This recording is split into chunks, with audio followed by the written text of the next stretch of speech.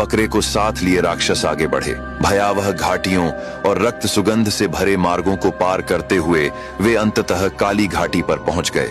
यही वह अभिशप्त स्थल था जहां राक्षसों का सरदार अपने इष्ट देव को बलि चढ़ाता था। उसने विशालकाय बकरे को अंधे पुजारी के हवाले कर दिया। पुजारी की आंखों पर काली पट्टी बंधी थी और उसके होठों से प्राचीन विकृत मंत्र फूट रहे थे। जैसे ही विधि आरंभ हुई, धरती कांप उठी। हवा में खून और धुएं की तीखी गंध फैल गई। उसी बकरे के घने सख्त बालों में युवक जूं बनकर छिपा हुआ था। उसकी सांसें बेकाबू हो चली थीं और दिल की धड़कनें ऐसी गूंज रही थीं मानो राक्षस उन्हें सुन लेंगे। पर अवसर मिलते ही वह फुर्ती से बकरे से निकलकर अंधेरे शिलाखंडों के पीछे जा छिपा। एक दिन एक रात बिना हिले वहीं पड़ा रहा।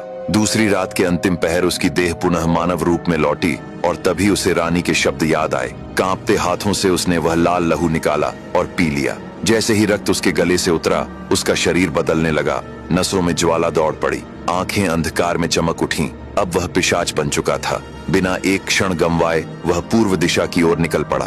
2.5 दिन की कठिन यात्रा के बाद वह पहुंचा कपालिनियों के देश में। धुंध से ढके द्वार पर 2 निशाचरी पहरेदार खड़ी थीं। युवक ने विनम्रता से अपने आने का उद्देश्य बताया। उसे तुरंत महारानी के सामने प्रस्तुत किया गया। महारानी ने उसकी आंखों में झांका और गंभीर स्वर में कहा, तुम्हारा मार्ग रक्त से भरा है, फिर भी तुम रुके नहीं। युवक ने छाया मालिनियों की रानी का संदेश सुनाया और बताया कि वह राक्षस वरुणाग का वध करना चाहता है। महारानी कुछ पल मौन रहीं, फिर बोली, उसके प्राण उसके शरीर में नहीं बल्कि एक तोते में कैद हैं। राक्षस ने अपने ही शरीर से एक स्त्री की रचना की है। हर दिन वह उसका वध करता है। उसी क्षण उसकी शक्ति क्षीण होती है और वह मायावी कारागार में फंस जाता है। बस वही क्षण तुम्हारा अवसर होगा। इतना कहकर महारानी ने मंत्र पढ़े। काली आत्माओं से बना एक भयावह ड्रैगन प्रकट हुआ।